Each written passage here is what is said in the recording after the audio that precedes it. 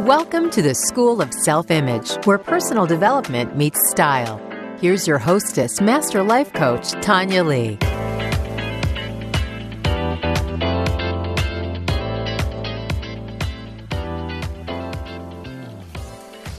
Hello, my beautiful friends. I just learned a powerful lesson in the last 5 minutes. When things aren't working, you need to update the app. And I was thinking about how that's so applicable not only to our iPhones and our computers, but to our lives. I've been sitting here trying to record this episode and it kept failing over and over. And I kept trying the same process. And then finally I thought, why not go and update the app and see if that works? And voila, so far, it's a success. We all have this internal operating system. And if we keep failing and it's not working, maybe we just need to upgrade and update the operating system. That's what self-image work is all about. And doors to the membership are closing in just a few days. So if you are ready to upgrade your operating system, if you are ready to completely transform how you see yourself, and therefore the results that you create in your life, if you are ready to create your after story, if you are ready to be the extraordinary woman that you are, come and join us. Go to schoolofselfimage.com/join. And don't be surprised if you don't start to notice an update of your operating system within the first 24 hours of joining. I've had several women who just joined reach out to me on Instagram and say, I'm blown away. I'm already seeing results. I'm already feeling a difference. And that's what happens when you begin to put different inputs into your brain as to what's possible. So come and join us. schoolofselfimage.com/join. So I'm excited today because I am recording this episode from my new city, Charlotte, North Carolina. We arrived a few days ago and I cannot tell you all how happy I was waking up this morning. It's about 64 degrees outside and the fresh air, the humidity, the smells, the sounds, it's what I grew up with that I took for granted and that I didn't realize was missing from my life. You know, different areas of the country, different areas of the world all have their own style. And there is definitely a style to the South in this area that I forgot how much I appreciate. I forgot how much I enjoyed it. And so I've just been walking around all day with the biggest grin on my face, just so happy and excited. And I told my family today, because my parents are here visiting, I said, I never want to take this for granted again. I want to remember this feeling of just enjoying the fresh air, of just enjoying the humidity, just enjoying the style of the South. We celebrated my birthday last night. And I had some friends who live here who met us at this cute restaurant called Pepper Vine. If anybody's in Charlotte, you should go check it out. And I was just sitting there so in love and so happy and thinking about the last several years and how extraordinary they have been. And how they have been extraordinary because I decided to tap into my own extraordinary. Because at the end of the day, we're all just ordinary people who choose to be extraordinary, or we choose not. And so I wanted to talk about in this episode how to be extraordinary. Everything that I'm going to be sharing is based on the definition of extraordinary, extraordinary. I mean, really think about that. It's just ordinary with some extra. So the definition of extraordinary is very unusual or remarkable, or going beyond what is usual, regular, or customary. So let's think about that in terms of our beingness. Because what I know to be true is that we can get into ruts.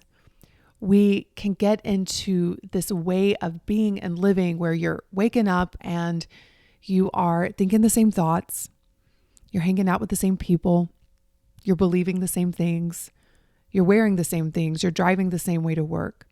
You are having the same kinds of conversations. You're eating the same things. You're moving in the same ways or not moving in the same ways. And you just keep creating the same results.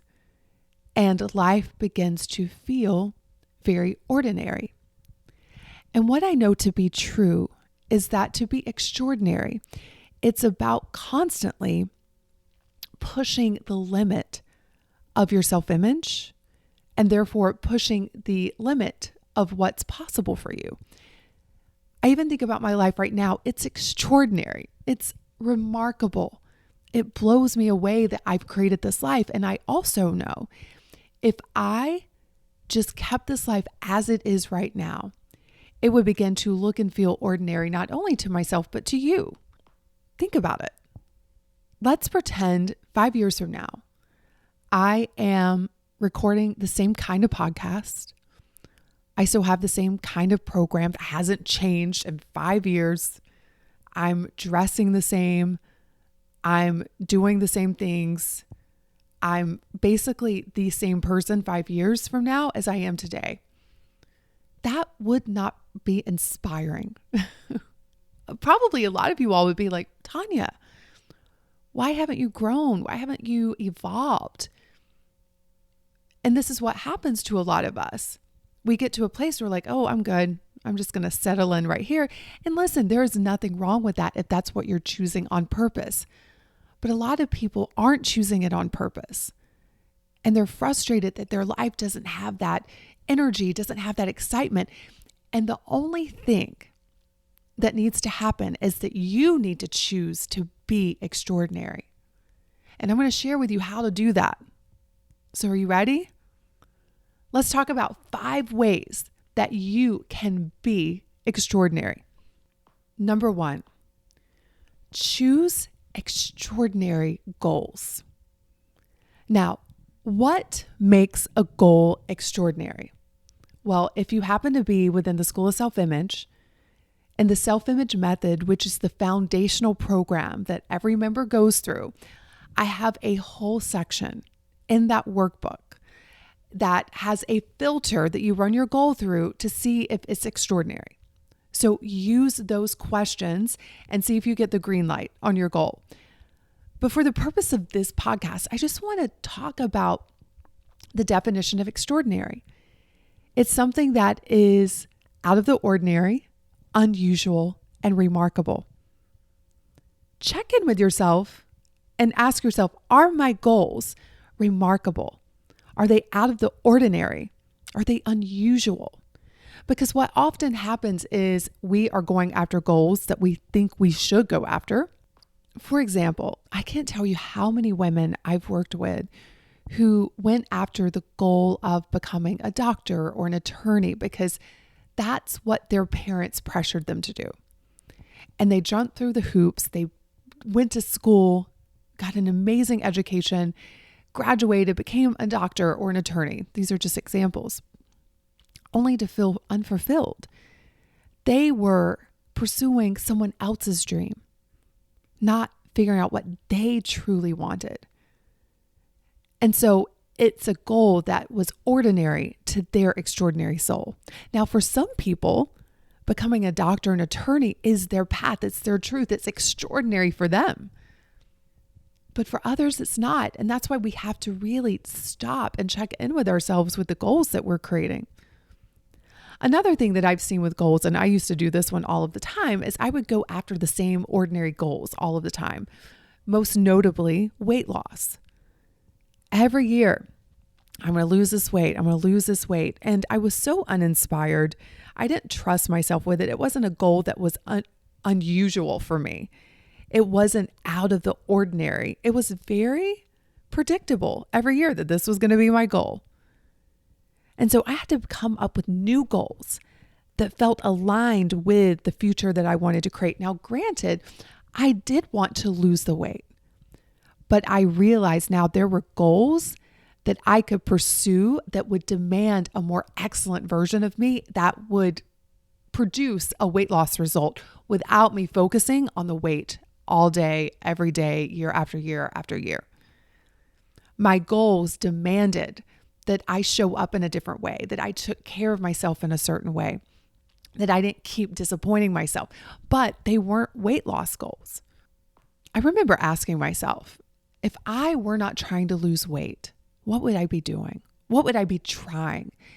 And the answers that came were things like learning new languages, traveling, adventure. And so I started to place my attention and focus on those things, and then the weight loss was a result. I realized my future self wasn't trying to lose weight. She was already there. So how could I embody her now? That's a whole different podcast topic. But what I want to say to those of you who are on a weight loss journey, you want to lose weight, I don't want you to let go of that.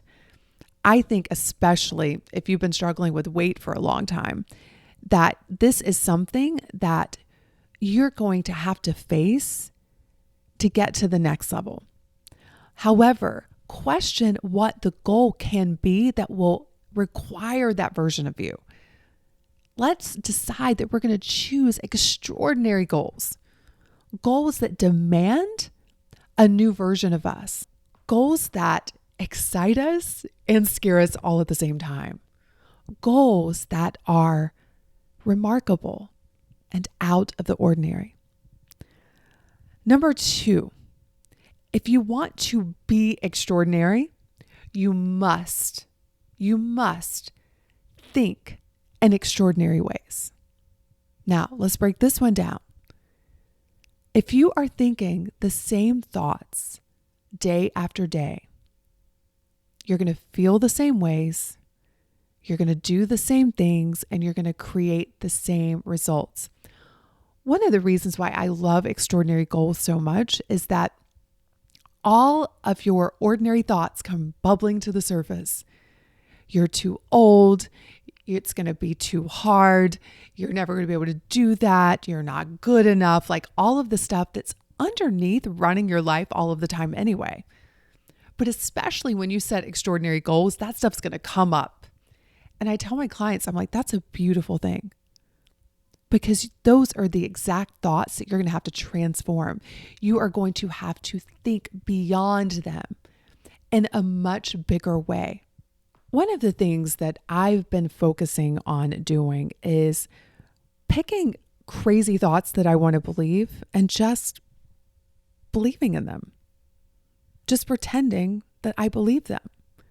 And of course, my brain's like, that's dumb. You don't know that. You've never been able to do that before. My brain does that. I'm like, listen, we're just going to pretend. Just like I'm an actress and someone handed me a script. I'm just going to try this belief on and play around with it.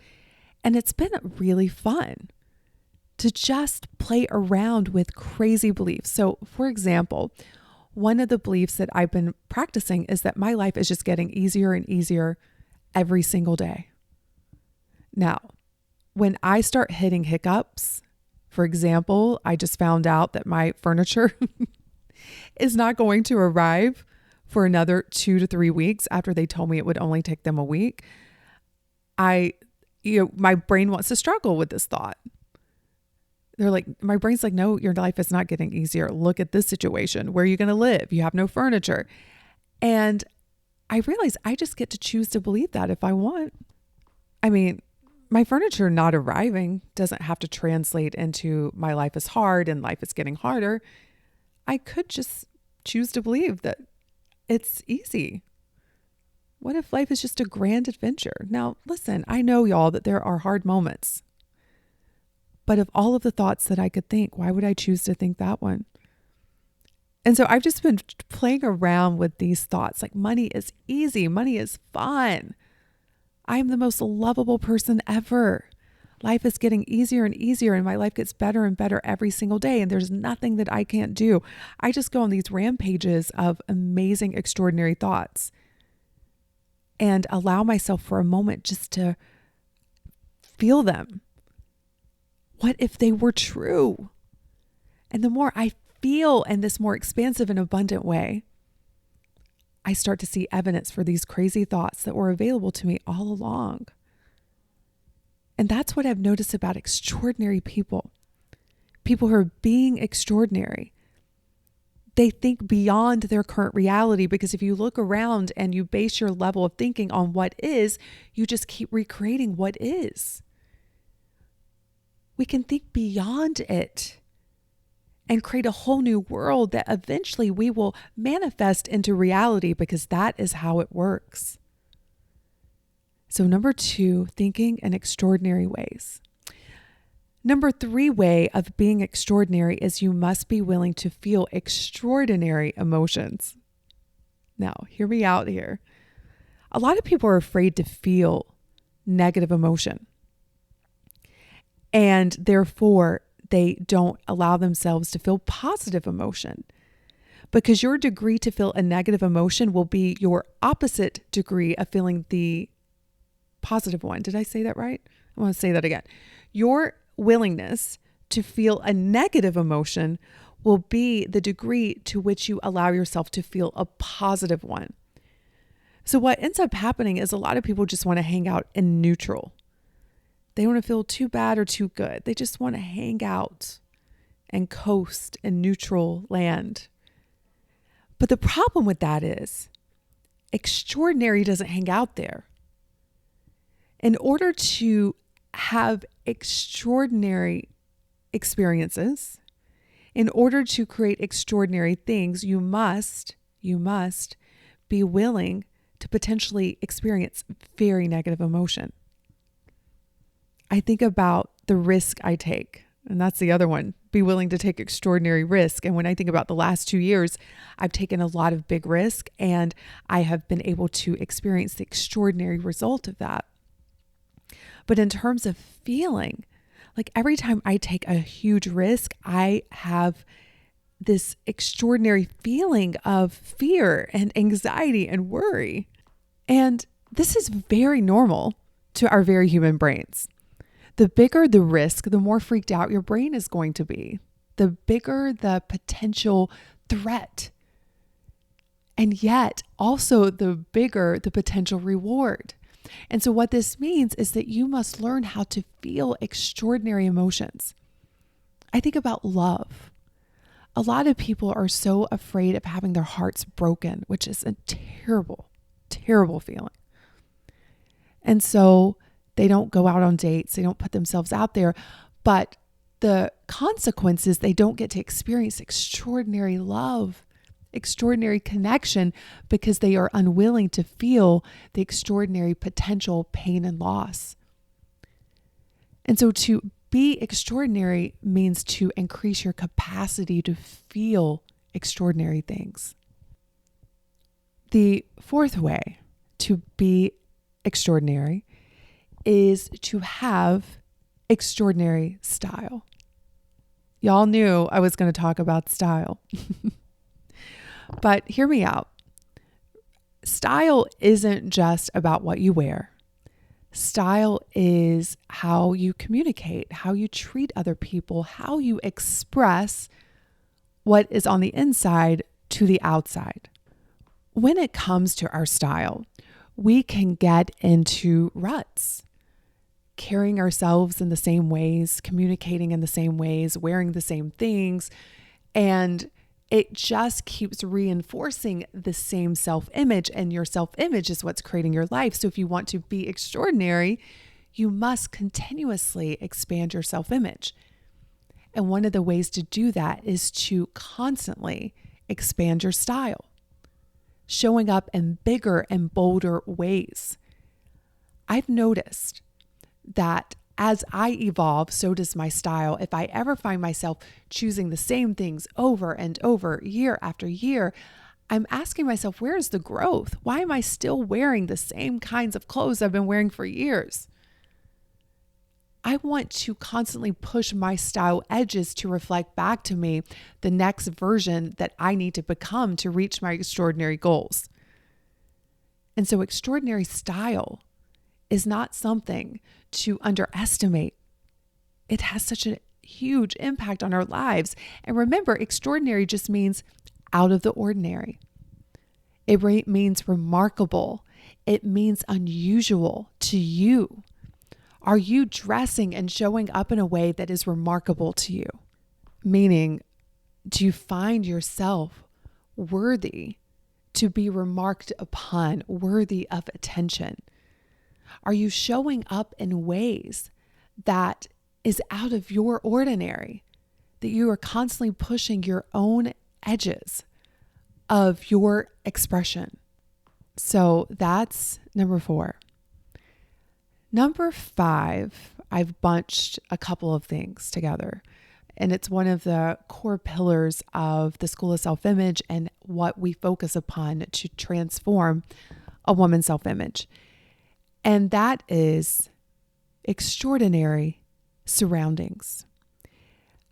The places you go and the people you hang out with are reflecting your self-image back to you.